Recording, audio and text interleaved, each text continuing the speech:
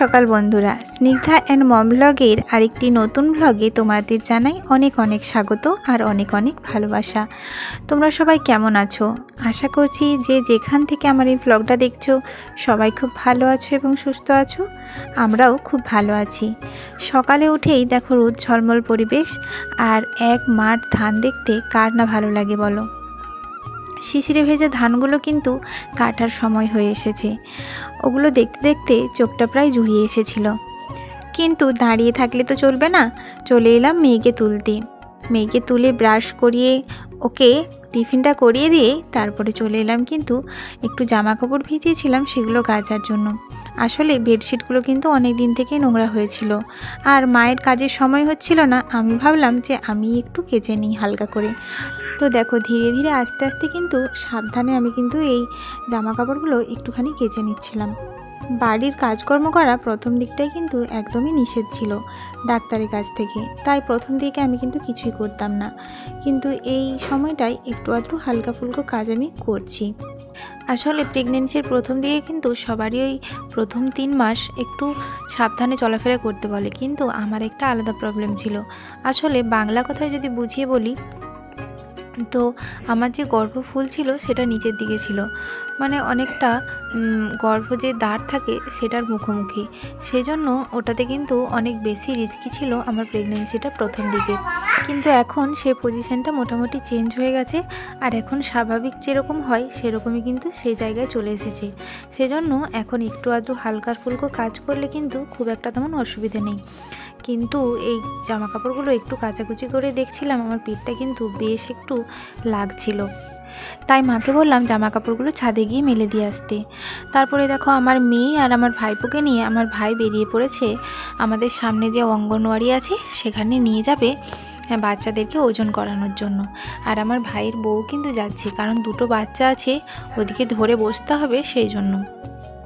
আমি স্নান করে চলে এলাম পুজো দিতে। দেখো আমি আজকে পুজোটা দিয়ে দিচ্ছি কারণ মা অনেকটা ব্যস্ত আছে। আমাদের তো ধান কাটা চালু হয়ে গেছে, সেজন্য মা যাবে ধান কাটতে, তাই আমাকে বলল যেন পুজোটা আমি করে দিই। সেজন্য দেখো পুজোর ঘরে চলে এসেছি আর আমি পুজোটা করে নিচ্ছি। আজকে পুজোটা দিতে কিন্তু অনেকটাই দেরি হয়ে গেল। আমাকে কিন্তু খুব খিদেও পেয়েছিল জানো তো, কিন্তু কি আর করব, মা আজকে পুজোটা করেনি সেজন্য আমাকেই করতে হচ্ছে। তারপর দেখো এই যে খাবার নিয়ে চলে এসেছি। মা বেগুনি ভেজেছিল আর একটা শসা কেটে নিয়েছি। চলো অনেকটা দেরি হয়ে গেছে, এখন এবারেই খাওয়া দাওয়াটা করে নিই। দেখো স্নান টান করে আমি খেয়ে নিয়েছি। তারপর এখন যাচ্ছি মেয়ের যে খিচুড়ি দিবে সেন্টার থেকে সেটা একটু এগিয়ে নিয়ে আসার জন্য, কারণ ওখান থেকে আমাদের শ্বশুরবাড়ির লোকই খিচুড়িটা আনে আর আমি এখান থেকে একটু এগিয়ে যাই, দিয়ে আনি। দেখো আমার মেয়ে কিন্তু অনেকটা এগিয়ে চলে গেছে। চলো যে খিচুড়িটা আনা যাক। অঘ্রাণ মাস পড়ে গেছে আর চারিদিকে বেশ ধান কাটা চালু হয়ে গেছে। আর এদিকে দেখো আমার ভাইপো আমার কাকিমাদের বাড়িতে বসে খাচ্ছে। দেখো তারপরে এই যে খিচুড়ি আর ডিম নিয়ে চলে যাচ্ছি। 3টে ডিম দিয়েছে, আমার মেয়ের একটা, আমার ভাইপোর একটা আর আমার জন্য একটা। এগুলো কিন্তু অনেকটা পুষ্টির সহায়তা করে, তাই না? তাই আমরা তো মধ্যবিত্ত, সেজন্য এইগুলো কিন্তু আমাদের বেশ উপকারে আসে। তোমরা হয়তো অনেকেই এই অঙ্গনওয়াড়ির যে ভাত বা খিচুড়ি সেগুলো খেতে চাও না, তো খেলে কিন্তু কোনো প্রবলেম নেই। দেখো আমি কিন্তু আমার মেয়েকে কিন্তু এগুলো খাওয়াই, কারণ আমাদের এখানে যে অঙ্গনওয়াড়ি আছে সেখানে দিদিমণিরা খুবই ভালো, খুব স্বচ্ছ এবং পরিষ্কারভাবে খাবারগুলো রান্না করে। সেজন্য আমরা কিন্তু বাচ্চাকে দিতে কোনো দ্বিধাবোধ করি না। আজ একদম মেয়ে খেতে চাইছিল না, অনেক কষ্ট করে তারপরে খাওয়ানো হলো। চলো বন্ধুরা আমাদের মাঠ থেকে একটু ঘুরে আসি। মাঠে এখন ধান পেকে গেছে, আর যেহেতু অঘ্রাণ মাসে পুজো শুরু হবে সেই জন্য না ধান ছিঁড়ে আমরা সেই ধানের কড়া বানাবো, যেগুলো দিয়ে মা লক্ষ্মীর পুজো হবে। সেজন্য মা আমাকে বললো যে ধানের কড়া বানানোর জন্য কিছু ধান মাঠ থেকে ছিঁড়ে আনতে। তো চলো আমাদের সামনেই ধান গাছ আছে আর সেখানে যাব মাঠের ধান ছিঁড়ে নিতে। চলো। দেখো সারা মাঠ কিন্তু ধান পেকে আছে একদম সোনালি রঙের, যেন কোনো সোনায় মোড়া। তোমাদের কেমন লাগছে দেখতে? এই গ্রামীণ পরিবেশ তোমরা যারা দেখছো বন্ধুরা, তোমাদের কেমন লাগছে আমাকে অবশ্যই কিন্তু কমেন্ট করে জানিও। দেখো আমি একটা জমিতে চলে এসেছি। এই জমিটাতে আসার কারণ হলো এই জমিটাতে ধানগুলো একটু সোজা হয়ে দাঁড়িয়ে আছে, আর যে জমিগুলো ছিল সামনের সেগুলোতে এই যে ঝড় এসেছিল না, সেই ঝড়ে কিন্তু ধানগুলো একদম পড়ে গিয়েছিল। তাই এই জমিটাতে ধানগুলো সোজা হয়ে দাঁড়িয়ে আছে বলে এই জমিটা থেকে ধান তুলে নেব। এটা কিন্তু লোকের জমি, যাদের জমি তারা এসছে ধান দেখতে, সেজন্য এই ধানগুলোই তুললাম। এবারে কিন্তু পালিয়ে যেতে হবে, চলো। মোটামুটি যতগুলো ধান তুলেছিলাম তাতে কিন্তু আমার 2-3টে কড়া হয়ে যাবে, আর বেশি লাগবে না। তো দেখো এই যে বসে কড়া করতে কিন্তু আরম্ভ করে দিয়েছি। আমি কিন্তু বেশি কিছু জানি না তেমন ডিজাইন, আমি 2 রকমের ডিজাইন জানি।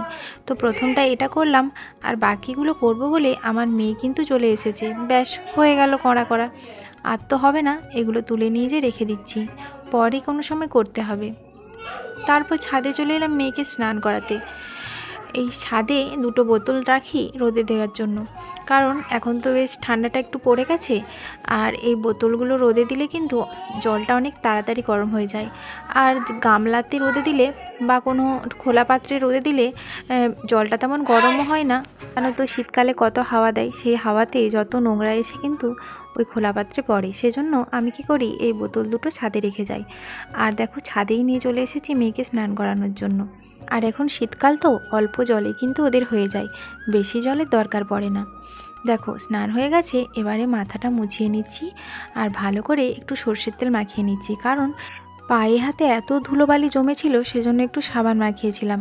তারপর দেখো ভালো করে মুছে নিয়ে একটু হালকা তেল মাখিয়ে দিচ্ছি, কারণ না হলে তো শীতের জন্য পা হাত একটু খসখসে হয়ে যায়, ওই জন্য।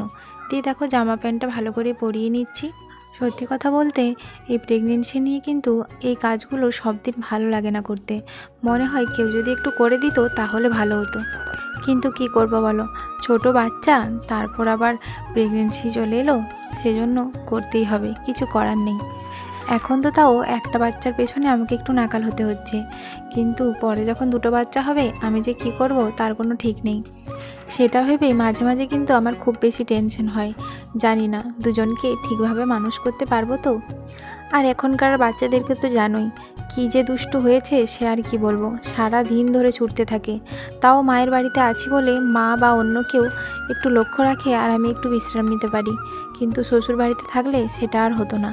ছাড়াও আমার শ্বশুর বাড়িতে কিন্তু থাকার অনেক প্রবলেম আছে, সেজন্য আমি কিন্তু প্রেগনেন্সির প্রথম থেকেই এখানেই আছি।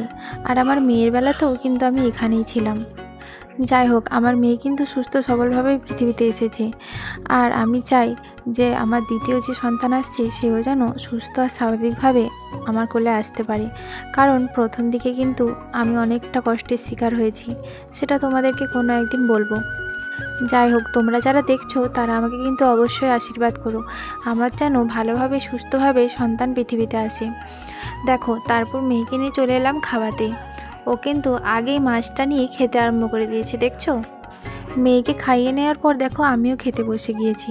আজকে কিন্তু একটু চিকেন হয়েছে আর বেগুন ভাজা। আসলে আমার অনেক দিন থেকে বেগুন ভাজা খেতে ইচ্ছে করছিল। আমি কিন্তু বেগুন ভাজা প্রথমে খেতাম না, এই প্রেগনেন্সিতে কিন্তু বেগুন ভাজা খেতে আজকে ইচ্ছে করলো, তাই বললাম বেগুন ভাজতে। বেগুনটা কিন্তু খুব সুন্দর ছিল। তারপর দেখো আমি খাচ্ছিলাম যখন, তখন আমার ভাই কিন্তু লঙ্কা গুঁড়ো করছিল। শুকনো লঙ্কাকে মিক্সিতে গুঁড়ো করলে দেখছো কালারটা কত সুন্দর এসেছে, কিন্তু মানে বাইরে কোথাও এই লঙ্কা গুঁড়ো করতে দিলে অনেক ভেজাল মিশিয়ে দেয়, সেজন্য মিক্সিটা আসার পর কিন্তু অনেক সুবিধা হয়েছে। লঙ্কা গুঁড়োটা অন্তত ভেজাল খাওয়া থেকে মুক্তি পাওয়া যাবে, সেজন্য ভাই দেখো মিক্সিতে এই লঙ্কাটা গুঁড়ো করে নিচ্ছে। চলো একটু শুয়ে পড়ি, দেখা হচ্ছে সন্ধ্যেতে। দেখো সন্ধেবেলা বাইরে বেরিয়ে দেখি ভাই একটা মাছ মেরেছে ওই কাঁটা দিয়ে। দেখছো মাছটা দেখে মনে হচ্ছে যেন খুব ছোট মাছ, কিন্তু ওই মাছটাই কিন্তু 1-1.5 কেজি প্রায় ওজন ছিল।